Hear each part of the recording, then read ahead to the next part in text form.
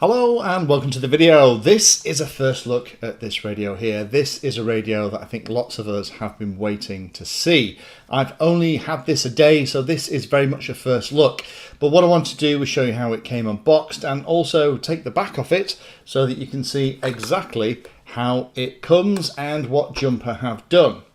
Now, before I get too far into this, a couple of caveats. First of all, this I think is a pre-production unit, not final production, although from what I can see it looks pretty close to me. And the other thing is that this one is something called the T18 Pro. This is the one that, rather than have a 4-in-1 multi-protocol module inside, actually has a 5-in-1. So this antenna on the Pro is for the R9M stuff. So this is 915 megahertz, it says on the side. The rest of it is handled by another antenna, but I'll show you that when I take the back off. Now, before I get too far into this, let me talk about the three different versions that were available, just so you know where the T18 Pro sits. So there's the T18 Lite, which is the cheap version, the standard T18, and the T18 Pro. The difference between them is all on here. The big difference, I guess, is that the multi-protocol module is a 5-in-1, like is inside this one I have here, on everything apart from the T18 Lite. All of them feature the foldable handle, comes with a zipper carry case, I'll show you that in a minute, adjustable backlight, all that goodness. So let me go and unbox this and show you how it comes. It comes with a nice little case, which I do like it when they include a little case. Sadly, no gimbal protectors, but I won't get ahead of myself. Let me show you how this comes, unbox it, and then let me take the back off and kind of give you a summary of my experiences with this over the last day or two. So this is how mine arrived. A couple of Hall effect sensor gimbals here. I'll show you the difference between those and this one, because you probably spotted that the T18 Pro I have here has some different gimbals in it as well. The box took a little bit of a knock through the post, but the radio survived beautifully thanks to the case it's in. So some of the main details on here are all covered, but let me take it out. And I actually filmed this as I was doing the unboxing for the very first time. The only other couple of things inside the box apart from the radio was a sticker sheet and another antenna that was rattling around, and this antenna is the one that I'll need to put on it. This is 915 megahertz. This is because the external antenna is the one used for the 5-in-1 system that has the R9M functionality, and the other bits and pieces for FreeSky, FlySky, whatever are internal. So there it is, that's how the radio comes. Love the carbon fiber effect. I know some people will look at that and think, oh no, it's black, it'll get really hot. Foldable handle at the back, and then if I open the battery bay up, it comes with a battery adapter for 18 650s.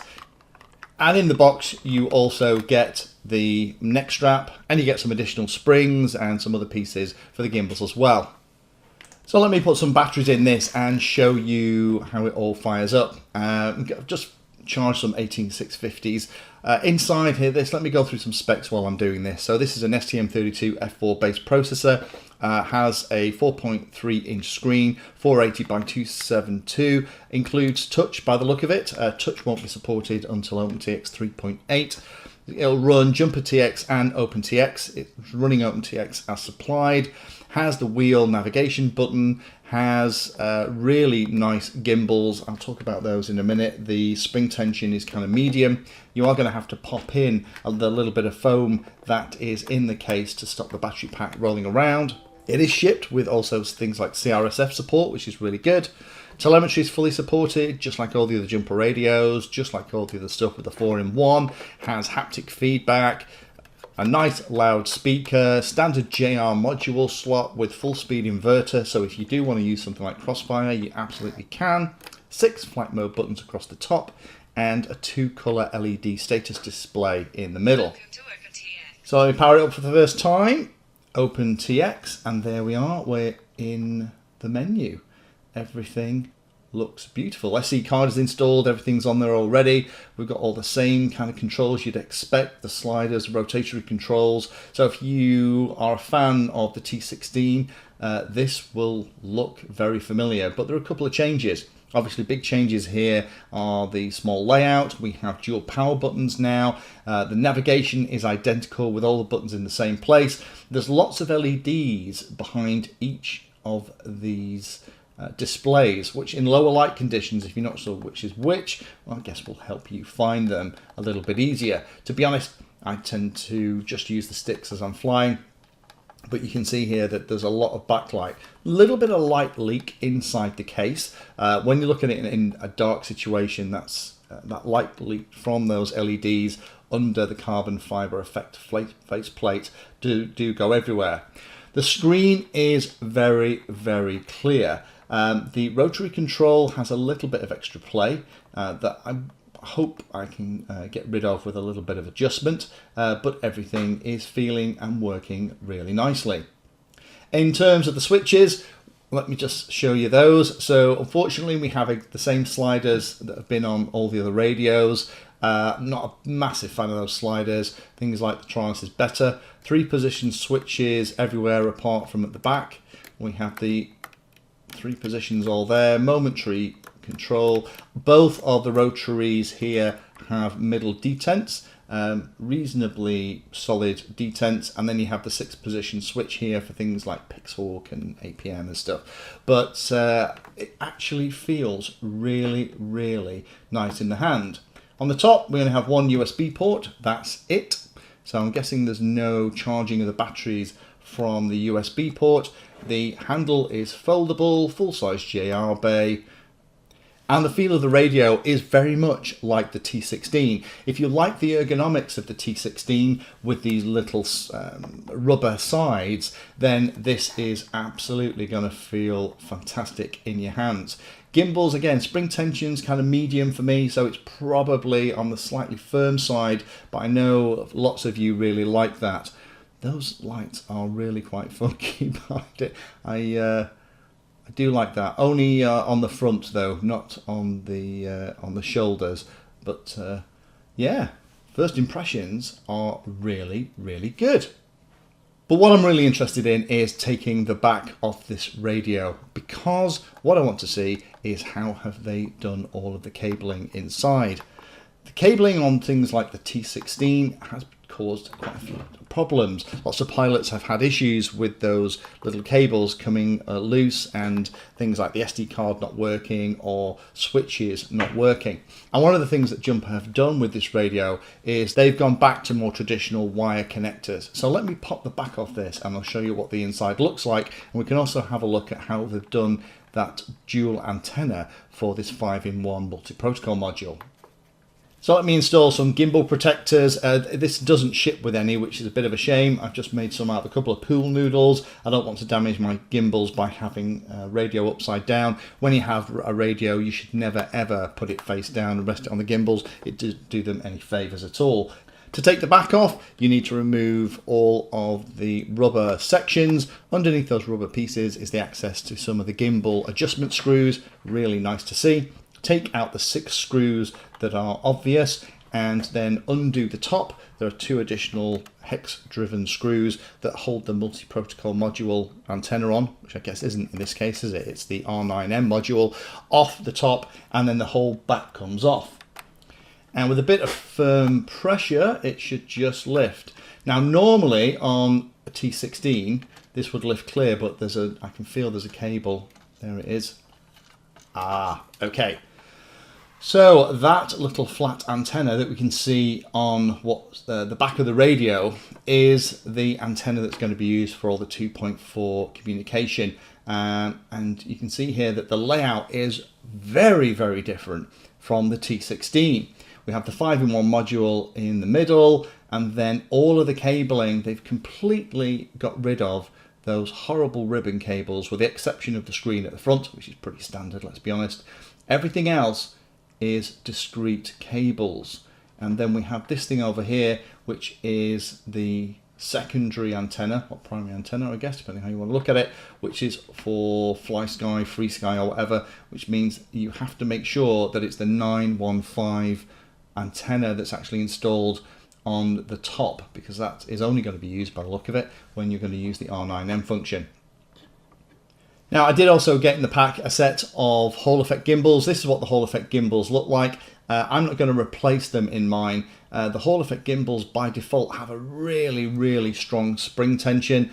You will be able to change that by adjusting the screws on the back, but feels really good. Now, I'm not going to change these out because in theory this T18 Pro should have the ultimate gimbals installed. I might change the spring tension just to be a little bit more in line with what I like, but the way this radio put together actually looks really good. You can see the haptic motor in the bottom right hand corner, you can see the SD card and the power connector, and I like the way to get things like the roller button, the enter button is actually on its own little board in the bottom left hand corner.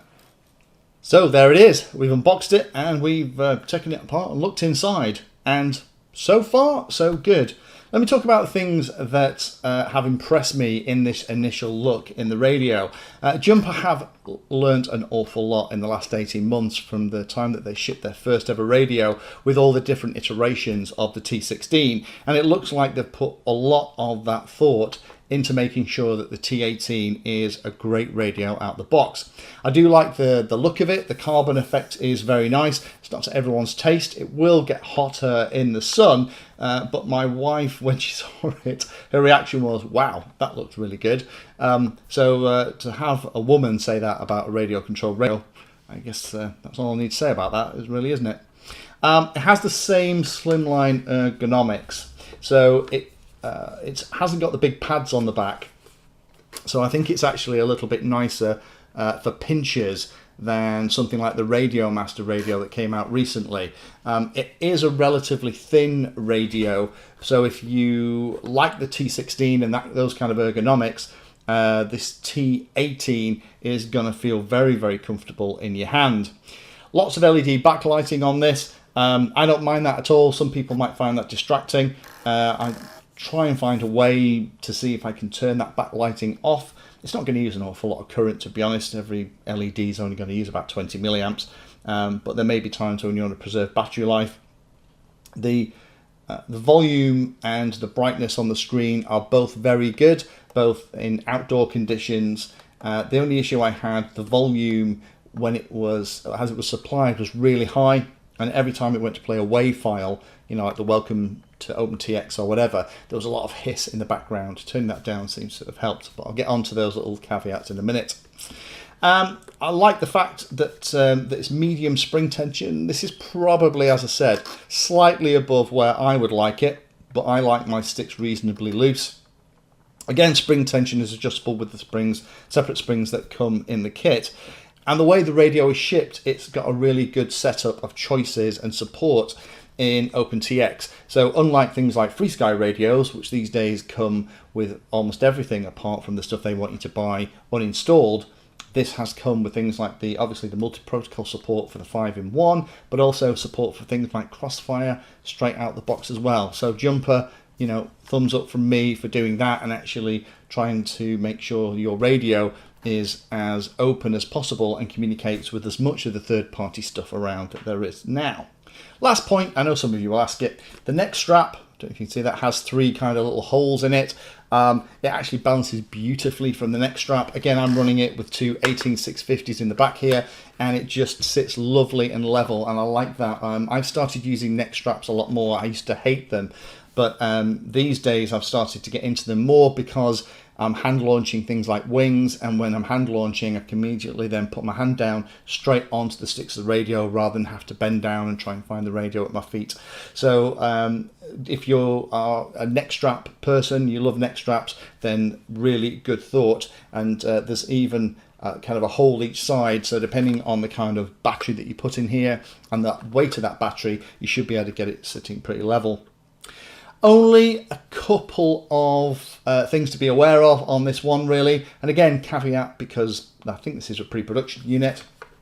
On the 5-in-1, this antenna is R9M, and then we have an antenna about here inside for everything else.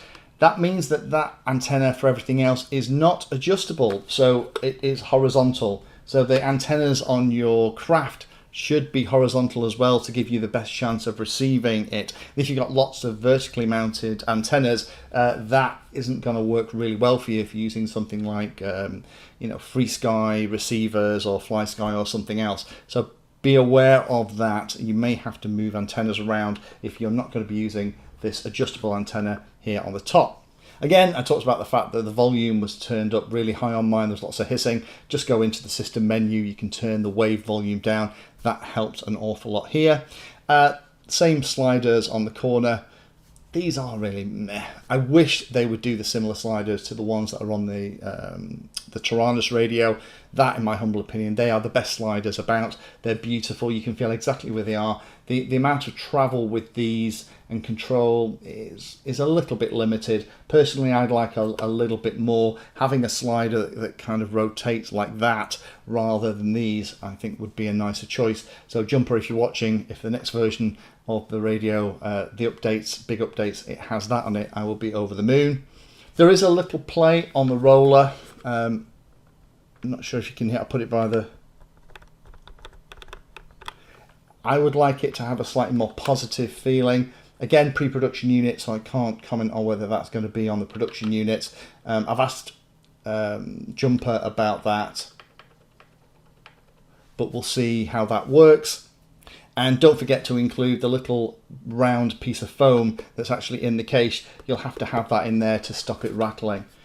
But first impressions are very, very good. Now, what I'd like to do is, if I haven't covered the stuff that you are interested in or you have additional questions, then please pop them down below. What I'll do is I'll collect them, talk to Jumper and get all the answers together and do a follow-up FAQ video. So if there's something in particular that you really want to know about this radio, then either through my own testing and or in collaboration with Jumper, I can get the answers.